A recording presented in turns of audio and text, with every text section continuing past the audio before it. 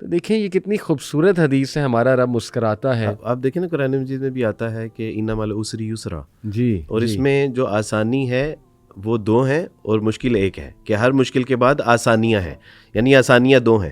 تو انشاءاللہ اس مشکل کے بعد حجاج بن یوسف علی بھائی اس کے بارے میں کوئی بہت یعنی لکھنے والوں نے بہت پازیٹیولی لکھا، بہت یعنی الفاظ سخت استعمال ہوئے، ظالم اور اس طرح کے، لیکن اس کا اللہ سبحانہ و تعالیٰ کے اوپر اعتقاد اور اللہ کے ساتھ تعلق مع اللہ جو تھا اس کا، وہ سن کے نا میں تو کم سے کم ہل جاتا ہوں ایک بار. ان کی والدہ نے حجاج سے کہا کہ حجاج اتنا ظلم مت کرو، کہیں ایسا نہ ہو کہ اللہ سبحانہ و تعالیٰ تمہیں شدید ترین عذاب میں مبتلا کر دے. تو کہا کہ اماں یہ آگ کے انگارے ہیں، یہ ذرا میرے ہاتھ پہ تو رکھنا. تو کہا کہ حجاج میں کیسے کر سکتی ہوں، میں تیری ماں ہوں، تجھے پتہ ہے کہ میں تجھ سے کتنی محبت کر سکتی ہوں اور میں یہ عمل نہیں کر سکتی.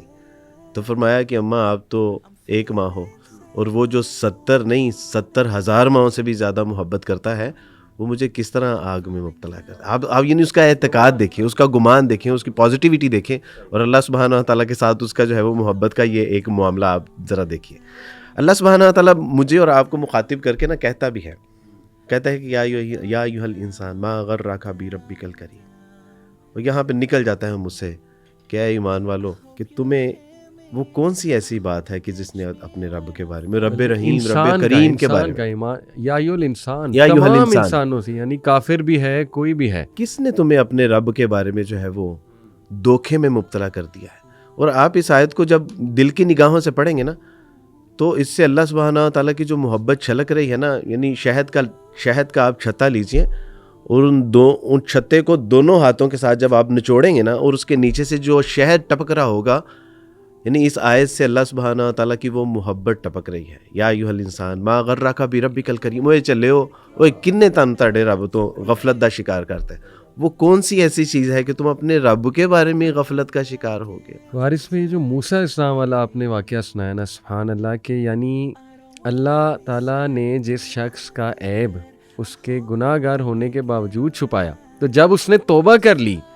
تو پھر اللہ تعالیٰ کیوں نہیں چھپائیں گے؟ یعنی پھر شیطان زیادہ اٹیک کرے گا، کیونکہ اب اس کے پاس موقع ہے کہ نہیں تیرے رب نے تجھے معاف نہیں کیا. اب تو اسے خطرہ لگ گیا نا، خبیث کو، شیطان کو، جو رجیم ہے، کہ نہیں اب تو یہ اس کا تعلق بڑھنے والا ہے اللہ سے، اب تو یہ پازیٹیو ہونے والا ہے، تو تب وہ زیادہ آئے گا، زیادہ اٹیک کرے گا. یہ ہمارے لوگ سمجھتے نہیں.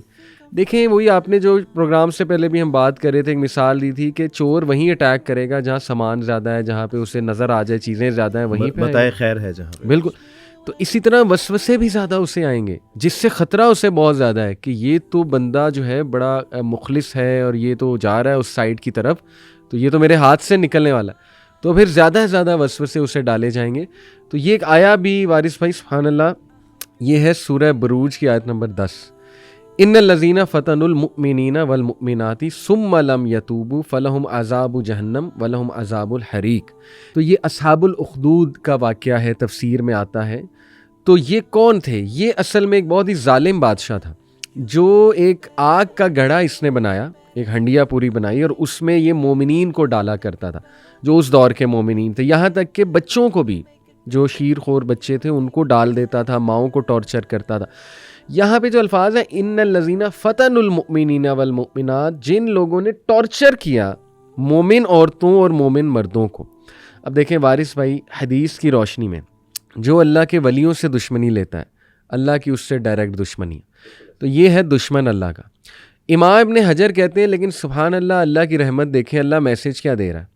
ڈائریکٹ نہیں کہا فلہم عذاب جہنم ولہم عذاب الحریق، تو یہ جہنمی ہیں، ان کو آگ میں ڈالا جائے گا. نہیں، اس سے پہلے کیا، ثم لم یتوبوا، اور انہوں نے معافی نہیں مانگی، ریپینٹ نہیں انہوں نے توبہ نہ کی. اللہ اکبر. تو امام ابن حجر کہتے ہیں سبحان اللہ، look at the mercy of Allah, look at the offer from Allah to everyone, کہ اگر وہ بھی معافی مانگ لیتے، اس ایکشن کے باوجود وہ معافی مانگ لیتے، تو اللہ انہیں معاف کر دیتا، کیونکہ کنڈیشن یہ ہے کہ ثم لم یتوب. تو یہ اس کے بارے میں، اصحاب الاخدود والے لوگوں کے بارے میں ہے، جو انتہائی بدبخت اور ظالم، ان کو بھی اللہ سبحانہ تعالیٰ ان کو بھی چانس دیا ہے کہ نہیں ثم لم یتوبوا. تو پھر اللہ، آپ دیکھیں فرعون کو کتنے چانسز دیے اللہ سبحانہ و تعالیٰ نے, بار بار سائنس بھیجے, بار بار سائنس, اللہ فوراً بھی پکڑ سکتا تھا. تو بہرحال لوگ یہ والی سائڈ نہیں دیکھتے وارث بھائی. لوگوں کے ذہن میں نا فوراً آتا ہے کہ نہیں عذاب کی بھی آیات ہیں, جہنم کا بھی تذکرہ ہے. دیکھیں اللہ تعالیٰ اپنے بندوں کو جانتا ہے, کئی لوگ ہیں انہیں جہنم کی آیات ضروری ہیں ان کے لیے, یعنی اللہ تعالیٰ پھر ظاہر ہے اپنے بندوں کو ٹھیک کرنا مختلف, یعنی وہ اس کے اوپر اثر کچھ آیات کسی اور رنگ کی کرتی ہیں. صحیح بات. اس میں نا دنیا کی ایک اسٹریٹجی ہے, یعنی جو وار اسٹریٹجی ہے اس میں دو چیزیں پڑھائی جاتی ہیں. ایک چیز تو آپ کو یہ پڑھائی جاتی ہے کہ آپ کی اپنی طاقت اور قوت کتنی ہے, آپ کے پاس یعنی کتنا اسلحہ ہے. دوسرا آپ کو دشمن کی جو طاقت اور قوت ہے وہ پڑھائی جاتی ہے. تو اس صورت میں ہمیں دونوں چیزوں کو ملحوظ خاطر رکھنا چاہیے کہ ایک تو اللہ سبحانہ و تعالیٰ ہم سے محبت کتنی کرتے ہیں, اللہ سبحانہ و تعالیٰ کی شفقت کتنی ہے, درگزر کتنی ہے, وہ ہمارے کتنے گناہ ہیں کہ جن کو وہ معاف کر سکتا ہے. دوسری اصل میں جو طاقت ہے نا اس کو سمجھنے کی بھی ضرورت ہے, پڑھنے کی ضرورت ہے, اور جس کے بارے میں اللہ سبحانہ و تعالیٰ کہتے ہیں کہ لا خطوات الشیطان انہ لکم عدو مبین, کہ بے شک شیطان تمہارا کھلا دشمن ہے, اس کے راستے پہ نہ چلنا. تو اصل میں شیطان کے بھی یہ جو وسوسے ہیں, جو اس کی چالیں ہیں, اگر کوئی اسکالر ہے, اگر کوئی فلاسفر ہے تو اس کے ساتھ شیطان بھی اسی کیٹیگری کا, اسی ڈگری کا لگایا ہوتا ہے. تو اس لیے شیطان کے حربے اور اس کی چالیں اور اس کی جو اسٹریٹجی ہے اس کے بارے میں بھی ہمیں پتہ ہونا چاہیے کہ ہمارا شیطان دشمن جو ہے وہ کتنا طاقتور ہے اور وہ کن کن حربوں سے ہمیں مایوس کرتا ہے, ہوپلیس کرتا ہے, ڈس اپوائنٹ کرتا ہے. تو یہ اس کو بھی ہمیں بہرحال نا ساتھ ساتھ سمجھنے کی بڑی ضرورت ہے. بالکل ٹھیک, بالکل ٹھیک. وارث بھائی اس پہ کچھ اور جو ہے وہ واقعات میں آپ کے سامنے انشاءاللہ تعالیٰ رکھتا ہوں. اچھا, ایک تو اس سے پہلے, واقعے سے پہلے ایک بڑا امپورٹنٹ پوائنٹ وارث بھائی کہ ایک حدیث ہے بڑی خوبصورت, جس میں نا ہمیں تھوڑا پرسپیکٹیو بھی ہمارا چینج ہوتا ہے کسی تکلیف کے حوالے سے, کیونکہ ظاہر ہے بیماریاں آتی ہیں, لوگوں کو مشکلات آتی ہیں, کوئی آزمائش آ جاتی ہے اور وہ بڑی آزمائش ہوتی ہے. بیماری برداشت کرنا آسان نہیں ہے, اسپیشلی اگر وہ ٹرمینل النس ہے, کوئی لمبی بیماری آ گئی اللہ کی طرف سے.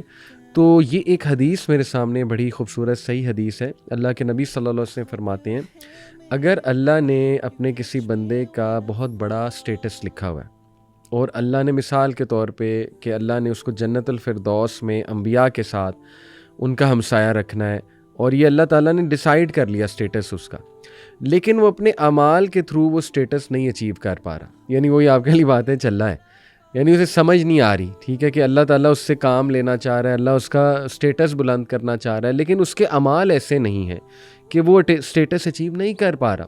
یہ بالکل اسی طرح ہے وارث بھائی کہ ایک ٹیچر نے ایک اسٹوڈنٹ کو دیکھ لیا, آپ کے کئی اسٹوڈنٹس ہوتے ہوں گے, آپ نے کہا یار یہ تو بہت ہی پیارا لگتا ہے مجھے, ٹھیک ہے نا, تو اس کو تو ضرور میں نے جو ہے نا وہ اوپر لانا ہے, اس سے کوئی کام میں نے لینا ہے, اس میں بڑی خیر مجھے نظر آ گئی. لیکن آپ دیکھتے ہیں یار یہ بڑا لاپرواہ ہے, یہ تو صحیح جو ہے نا وہ پڑھ بھی نہیں رہا, یا یہ جو ہے نا وہ اس ڈگر پہ نہیں چل رہا جو میں نے اسے کئی بار سمجھایا ہے, تو اسپیشل فیور ملنا شروع ہو جاتا ہے. کہیں نہ کہیں سے نا آپ اسے یا سیدھا کرنے کی کوشش اس لیے کہ وہ اس مقصد کو اچیو کر لے, اور اسپیشل فیور بھی ہو سکتی ہے ڈیفینیٹلی. تو اللہ تعالیٰ یہی حدیث میں آتا ہے کہ اللہ تعالیٰ پھر اس کو کوئی آزمائش بھیجتا ہے, کوئی تکلیف آ جاتی ہے اللہ کی طرف سے, کوئی بیماری آ سکتی ہے یا کوئی اور چیز ہو سکتی ہے جو, لیکن وہ آزمائش ریسٹ ایشورڈ اس کی استطاعت کے مطابق ہوگی, بیکاز لا یکلف اللہ نفسا الا وسعہا, ایسے ہی نہیں بھیج دے گا اللہ کہ وہ اس کی استطاعت سے ہی باہر ہے, کوئی آ جائے گی. اس آزمائش کو وہ برداشت جب کرے گا بندہ, اس کا سٹیٹس بڑھتا جائے گا, سٹیٹس بڑھتا جائے گا, یہاں تک کہ وہ سٹیٹس کو اچیو کر لے گا جو ٹیچر چاہ رہا تھا. جیسے ٹیچر کہتا ہے نا کہ چلو اب ٹھیک ہے, اب یہ آ گیا اس لیول پہ, تو اب چلو میں نے جو اس کے بارے میں سوچا ہوا تھا وہ اس کو دینا بھی چاہیے. تو یہ دنیا میں بھی ایسے ہوتا ہے وارث بھائی, ماں باپ اکثر اپنے بچوں کے بارے میں کچھ سوچتے ہیں اور بڑے پیارے لگتے ہیں انہیں کچھ بچے, لیکن وہ دیکھتے ہیں لاپرواہ ہے, وہ دیکھتے ہیں کہ یہ اسپیشل فیور بھی ملنا شروع ہو جاتی ہے, اور پھر ان کو کوئی نہ کوئی ایسی چیز سے بھی وہ گزارتے ہیں کہ ذرا یہ لرن بھی کر لیں.